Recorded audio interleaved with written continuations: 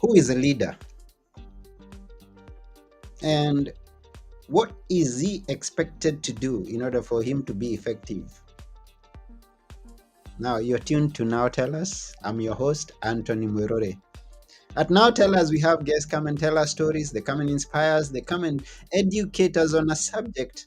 And always we have some great guests come and join us. And I say always because looking back at my over 200 episodes, I can't identify one episode where the guest said, "Oh, that was a boring guest." So today we have a very great guest with us. Yeah, his name is Jon Kidwell, and he's going to be here shortly with us, and we are going to be talking about redefining your servant leadership. So why don't you join me as we go and meet John? But before just we go, I'd like to remind you to please share this episode with all your friends. Ask questions. We love questions. Make any comments. We love comments about anything that is on this podcast or on previous episodes, and maybe tell us where you'd like us to head in the near. Oh, by the way, suggest a guest. If you'd like to see a guest on this show, please suggest a guest. And I won't take one more minute because I know we've got a lot to cover with John. Just to remind you that this is Now Tell Us. I'm your host, Anthony Moirore, a motivational speaker and author. I've authored a book known as Be Good for Good that has got stories of goodness with lessons on life. And also the Achieve Your Dream workbook that has got the 7 ingredients for success. You can get those books on Amazon. But don't go right now. Yeah, stay here, because we need to talk with John. So here we go. Join me as we go to meet John.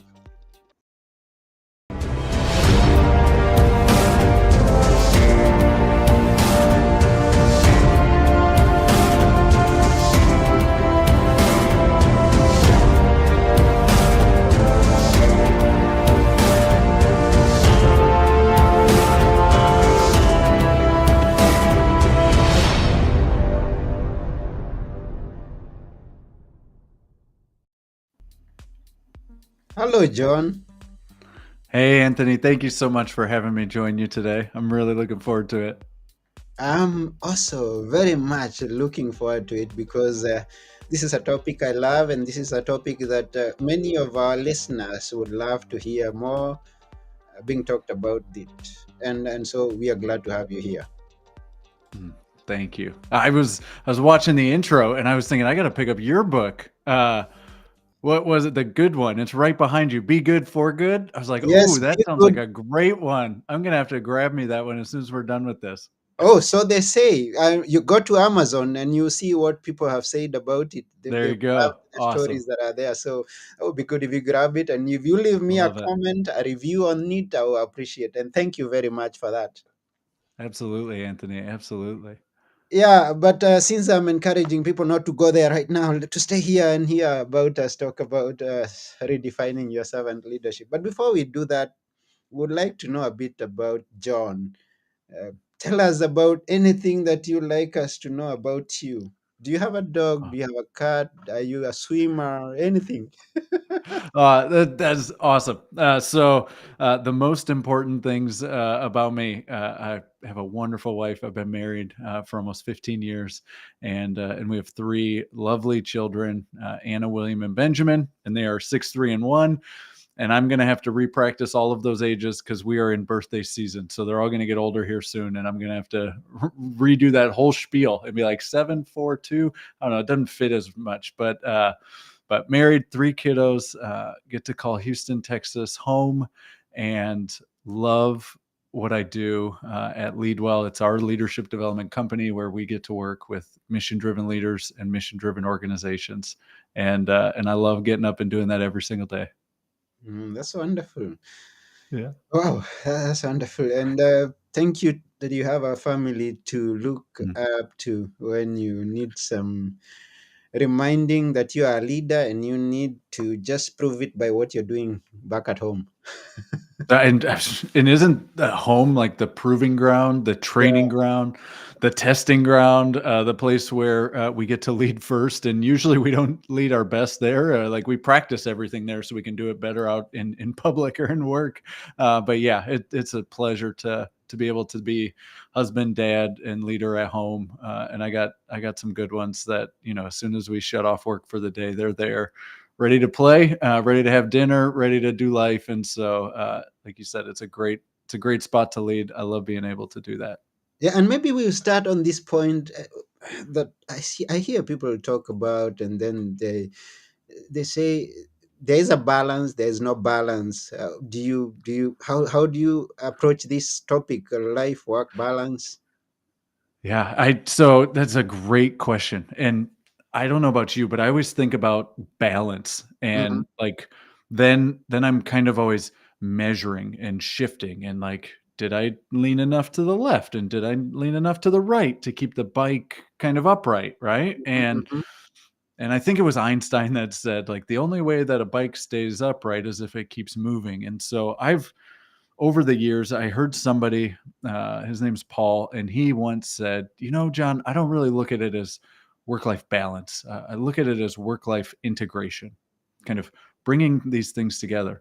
And Hmm. that really hit me is that, yeah, it's not that I'm trying to balance good with bad. It's not that I'm trying to balance my work with my family. I'm only one person. I don't get to be like work dad, like work John, and then dad John or home John. Like it's just me. As I only got me. It's just one, and so I got to figure out how to integrate these things together. And so, um, inside of my business and kind of things that we've built into it is we think about things like working hard and resting well. We want to work hard, rest well. We Hmm. want to be able to uh, devote time for work when it's work time and be completely present on faith and family and friends when it's not work time. So for me, it's really been this path of figuring out how to integrate these things and devote the right focus, the right energy, the right attention to the most important thing when it's that thing's time. So if Hmm. I'm at work, I'm all in at work. If I'm with my family, I'm all in with my family.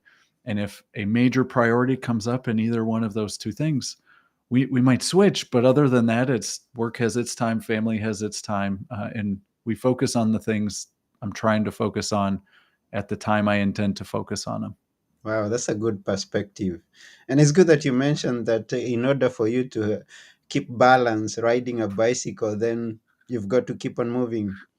And Yeah, that reminds me of another one I heard is an interesting one that says if you're going through hell, keep going. that's right.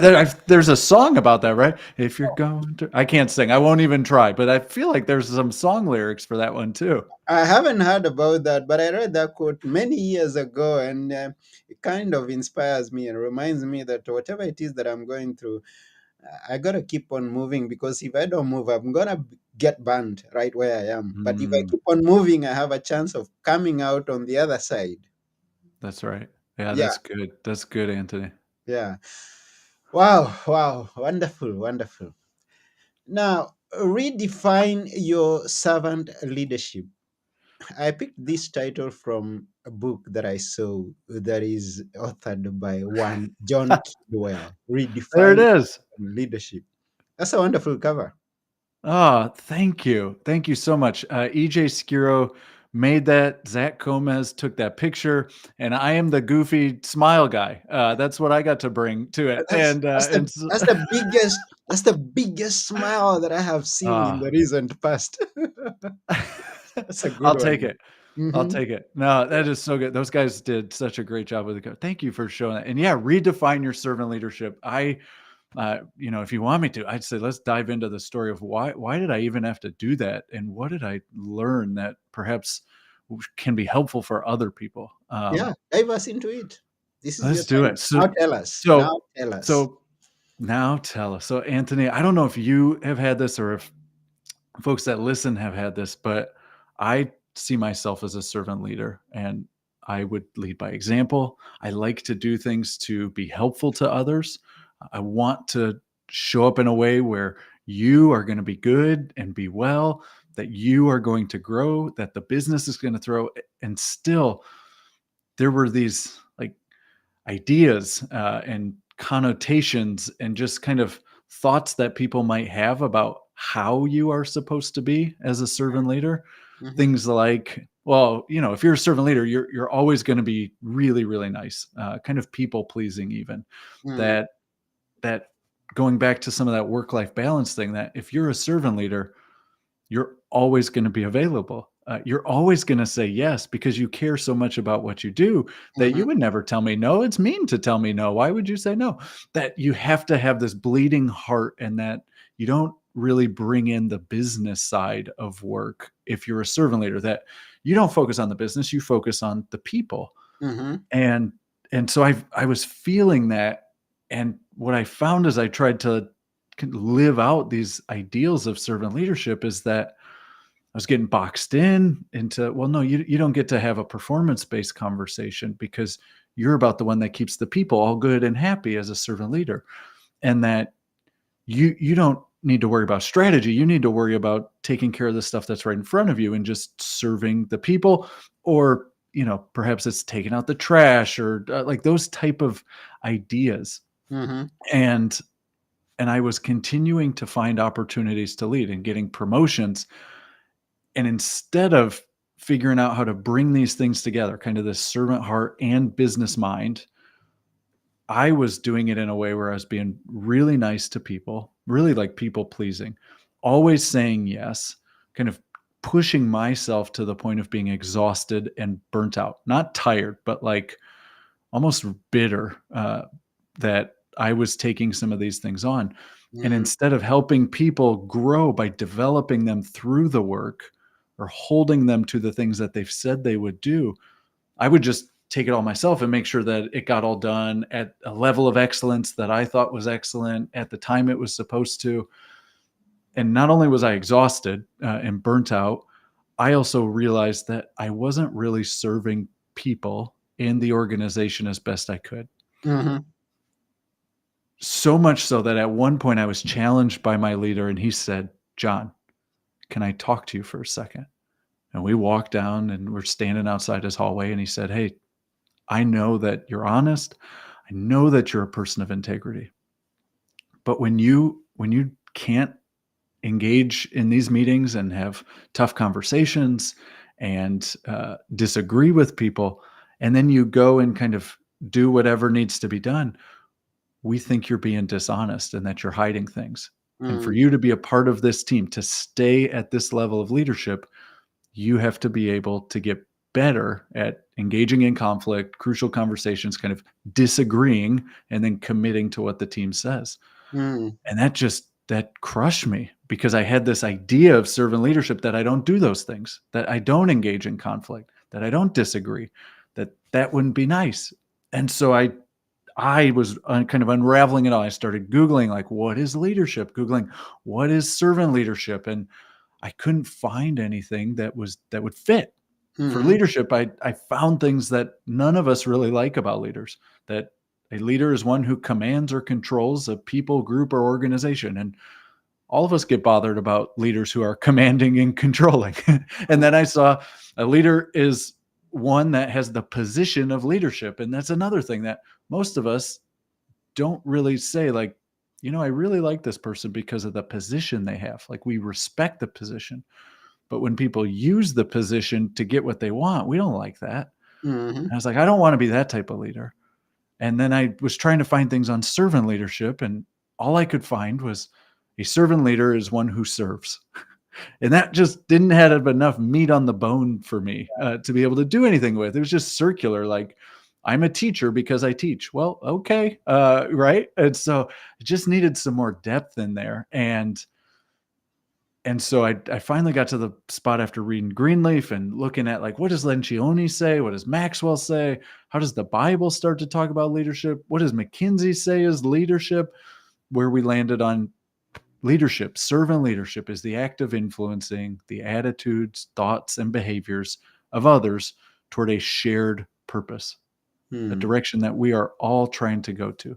Mm-hmm. And then once I had that, I was able to look and see, well, if I'm going to influence folks, if I'm going to do that in a way that benefits them, if we're going to advance towards this shared purpose, kind of the mission that we are on, I might not always be able to please people, but I can always be mission driven.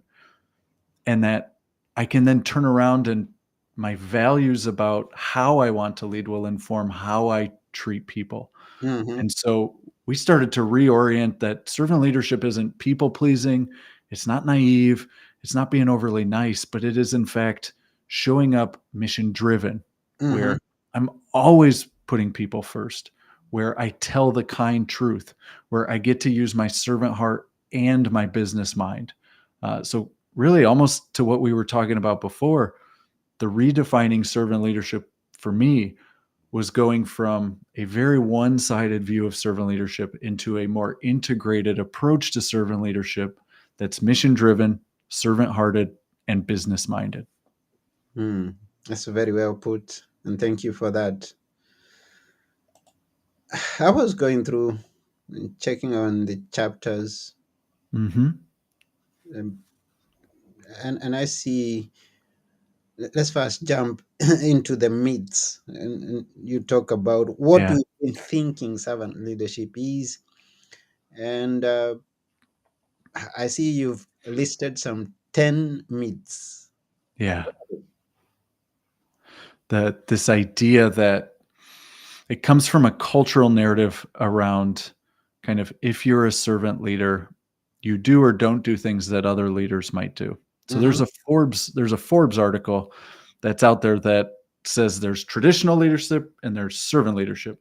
Okay. And in the traditional leadership, they talk about focusing on the organization as a whole. They talk about direction and vision and motivation.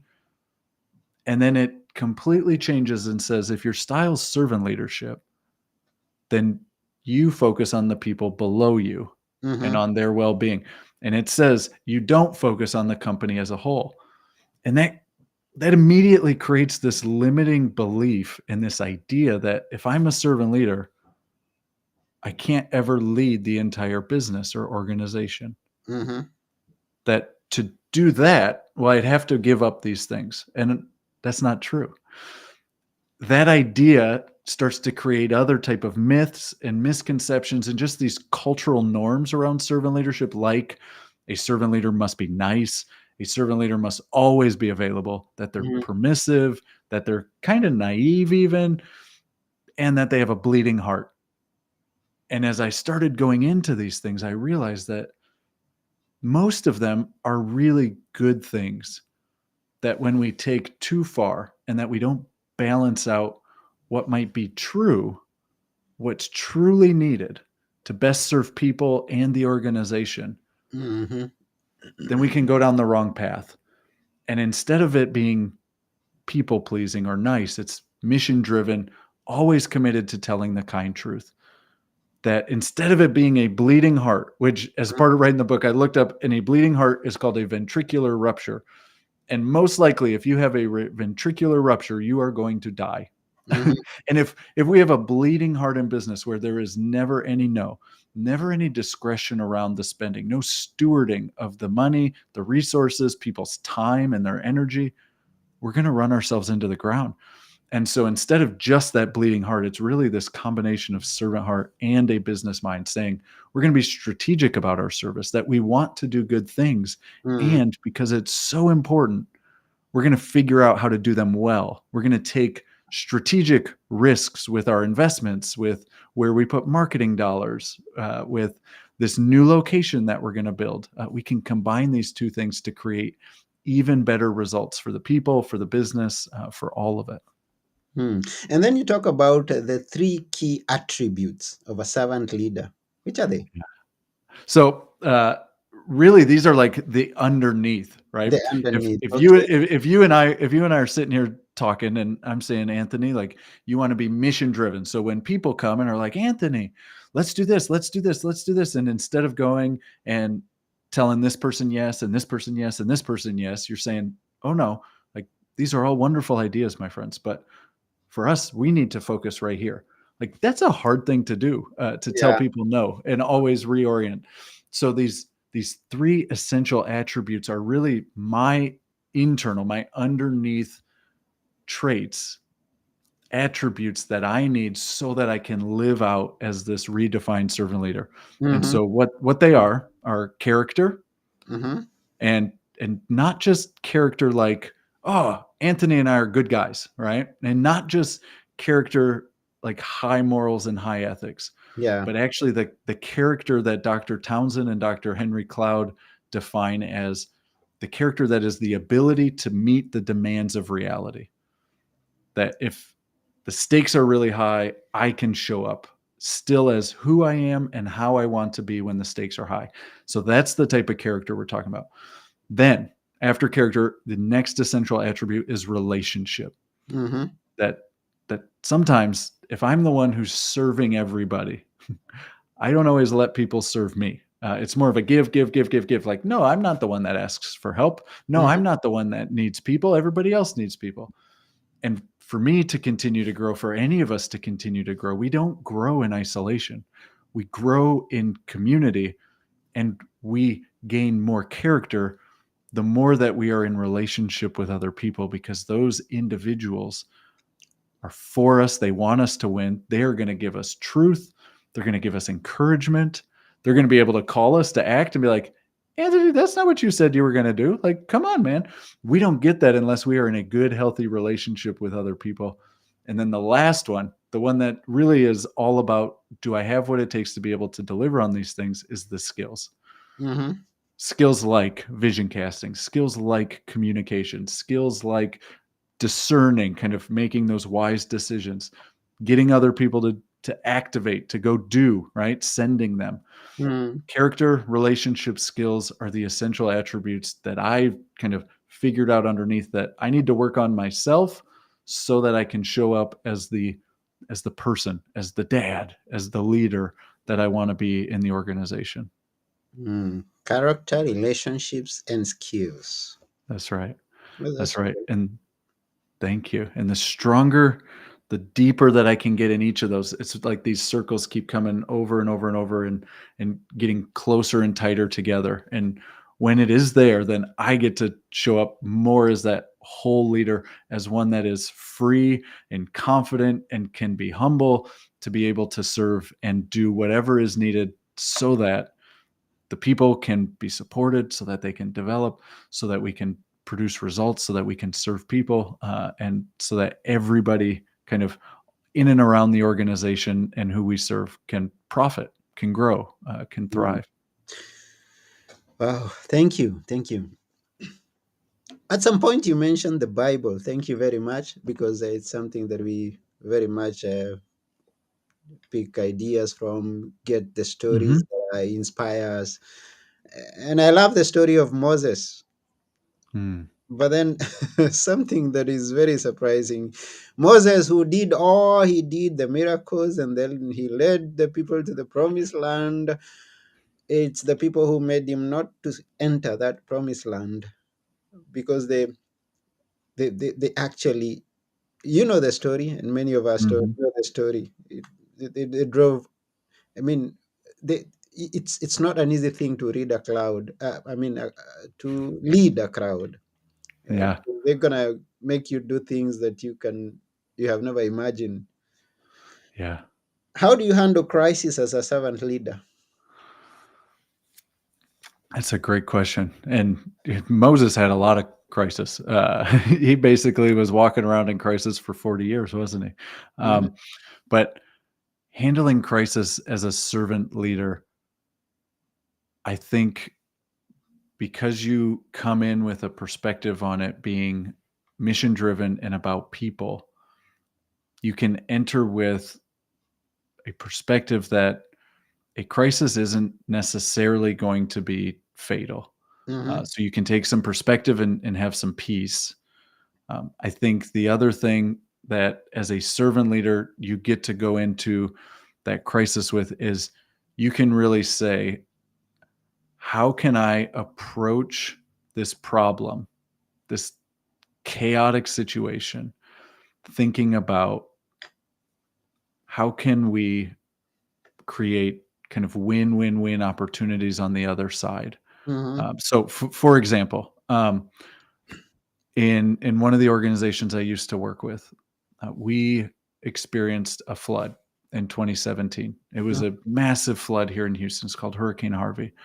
And just in our organization, we flooded 8 of our 24 facilities, and 4 of those were catastrophic floods. Lots of money had to be raised for capital. Mm-hmm. And we had some tremendous servant leaders that when they ran into that, like there's a mission that drove us, which meant we were focusing outward, which I think is one of the keys that servant leaders get to do is they get to focus outward in a crisis Mm-hmm. because they know that they're good, right? So they get to focus outward, and they were thinking about the community. They were thinking about the people who work there. Yes, they were thinking about our assets and the money and everything, but the decision making was first coming from what does the ultimate success look like? If we Mm-hmm. save some money in the bank, but our community is hurting and we lose all of our staff, it's not going to be a successful end to this crisis. So, how do we do this in a way where the community is thriving or at least healing, where our people, as much as we possibly can, are able to continue to work and be paid and do the meaningful work of the organization? And yes, we know we're going to be strapped for money. Mm-hmm. So, what are some strategies that we can do to build in? How can we earn money? How can we raise money? What can we do to steward what we have and to create more by serving people even better? And Mm-hmm. so, I think as a servant leader, you get to say, I get to focus on other people. You get the perspective of kind of what is most important. And then you get to look at opportunities to create different scenarios where whomever you're trying to serve can thrive. Mm. Whomever you're trying to serve can thrive. Yeah. At the same time, making sure that you don't miss the promised land yourself. Yeah. Well, and Moses didn't get to he uh he did not follow the instructions he was given, Mm. and sadly that was one of his consequences. However, all that work did prepare an entire next generation to go into that promised land, right? Joshua and Caleb got to lead Israel in there. And so, even in that, major bummer for Moses, tremendous blessing for those that came behind him. And I just kind of take that as I'm not going to do it perfectly. I know that, and it stinks. I'd much rather do it perfectly, but I'm not going to. But I can do it faithfully and continue to kind of serve people, walk the mission that I think I'm supposed to be on, and do it in a way that is creating opportunities for other people. And if we do that, then we can create something that serves others and perhaps even uh, creates ripples and impact where we can't even see. Wow. Okay. Thank you. Thank you. Thank you. Yeah, we really thank you for coming and everything that you have shared with us in this episode. We're almost coming to the end, but before we go, we thank you. Mm. Thank you. Thank you so much, Anthony. I appreciate that. Yeah, Uh, we also thank all our viewers and listeners. Special mention goes to Andy Charles. Keep going, John. Great interview, Anthony. Thank you, Andy. We appreciate you. yeah, Andy's a good one too. I had the privilege of doing a show with Andy, and so it is awesome to see him. He's a great one. Anthony, you and he would connect and get along really really well. So thank you, Andy. Yeah, I have an opportunity to have connected with him not once, not twice, but I look forward to working with him much more. And he says Wonderful. he recommends you, so that's maybe something that we could be working together. He says that you are very consistent and you are very articulate at your passion. Hmm. Awesome. I will have to pay him for that compliment after the show. Okay, connect with him and just That's right. That's right. before we go. Is there something? Okay, I like asking people or our guests to leave us with something that we should never forget. And this based on servant leadership. What's that one thing that you'd like us never, ever, ever to forget? um, I think that for servant leadership, it's it's so often something that is so personal, um, that perhaps there's a faith or a spirituality context to it, that most folks that are on a mission or that get into work that they really care about and has a lot of meaning for them, usually there's some sort of personal trial. Like you said, if you're going through hell, just keep walking, right? There's a personal trial or a misery that they have that they've worked through. And this is such a rich and deep approach to leading. Mm, Uh, and my encouragement would be to amplify that, uh, because the good that you can do, if you turn that volume up, it only makes it better, mm, right? Nobody gets mad, and nobody gets discouraged when we're turning good things up and bringing those to more people. And so, as a servant leader, look at how you can lean into more of the good that your heart's telling you to do. And how can you look at doing it over a lifetime? And then, just like at the end of the book, there's this beautiful example of Alan and Catherine Barnhart, mhm, and they have completely worked it into their entire organization. You see it in the values of the organization, where the servant leadership is one of the values, and they talk about trust and belonging. They also talk about compensation, which many of us don't do inside of servant leadership, but they talk about us being stewards and servants wanting to compensate our people well. They mm, talk about profit for a purpose and being able to bake that into the value structure of the organization. So make these big picture priorities. What mm, is that good, great vision?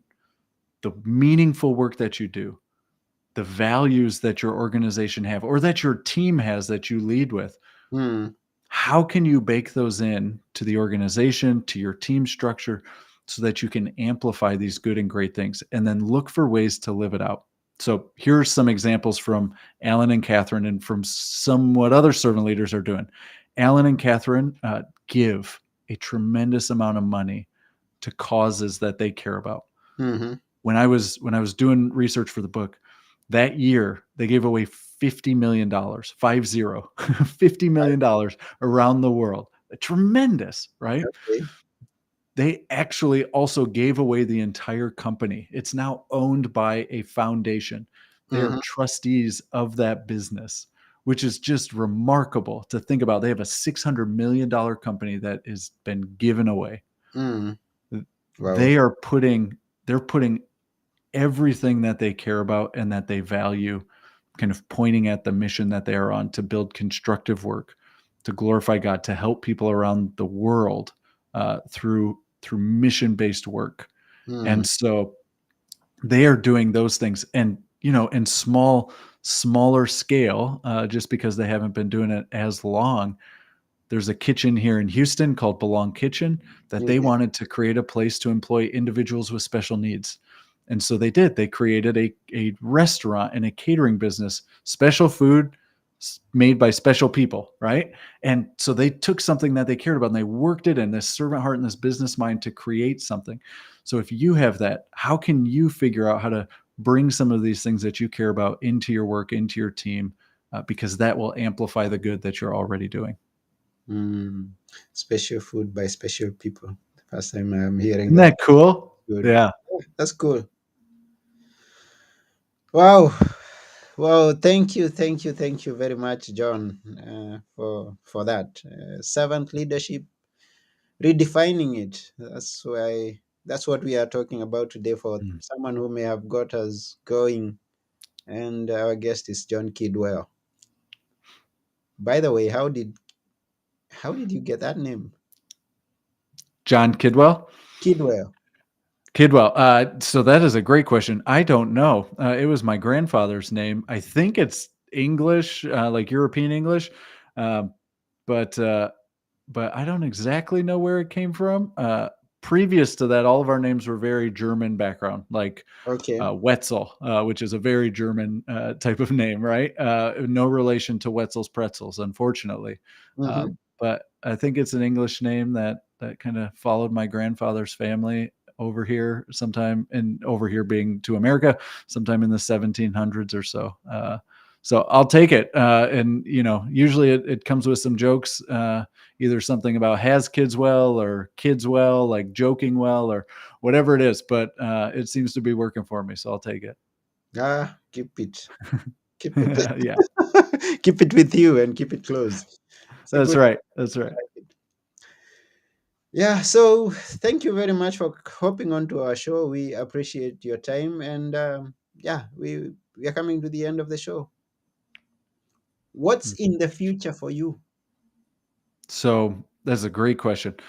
We have this book that we want to make sure that for those servant leaders who are looking at how can I build business into my style of servant leadership, or for that servant leader who says, you know what, like I used to say I was a servant leader, but people just are so judgy and kind of box me in if I say I'm a servant leader. I don't want to do it anymore. We want to get the book to those groups of people as much as we can, and so we're focusing on that. And then inside of our team, we mainly work with organizations. So we go into a mission driven organization. This could be a not for profit, this could be a credit union, an educational institution, small business. We go places where people are doing business for more than just the bottom line. They got a big driving purpose to what they're doing, and we go in there and we work with executives and help them align on big picture priorities. And then we help train and develop their mid-level leaders so that they can create opportunities, improve retention, increase their productivity. We come alongside them and hopefully partner with them in a way that they're able to develop their people, align their team around those big picture priorities, and create a really winning, healthy culture. And so that is outside of book and podcast and hanging out with great people like you, Anthony. That is what we do every single day, is go to organizations and do training and coaching and deliver content to help them do that. Oh, that's cool. And how can someone find out more about that and maybe even connect with you, follow up with what you're doing, and become a good servant leader? Oh, awesome. Thank you for that. The website for the business is leadwell.com, leadwell.com. And if you want more on the book, it's just the title of the book, Redefine Your Servant Leadership.com. If you go there, it will point you to a page that tells you where you can get it. We also have extra resources, like a guide that you can download that kind of walks you through a little bit of a workbook for the book that you can have, plus some other resources. And then on social media platforms, at the Leadwell page is where you will find most of the business stuff. And at Jon Kidwell, no H, just Jon, at Jon Kidwell is where you'll find me. Okay, thank you for that. So you've had it, each and every one of you. John has told us. Thank you. Thank you for telling us. My And pleasure. Thank you for having me, Anthony. yeah, it's been such an honor hosting you. And yeah, have a great time and keep on leading like That's you're. right. Keep on leading. I Keep on. love it. Yes, and to everyone out there, yeah, keep being you, the best version of you. Remember, you are a leader. It doesn't matter how many people are following you. They will. They don't follow you for you to become a leader. You become a leader, and then they will follow you. Mhm. We are out of this place. See you next time. This has been your host, Anthony Morore at Now Tell Us, and our special guest, Jon Kidwell, saying bye. Bye.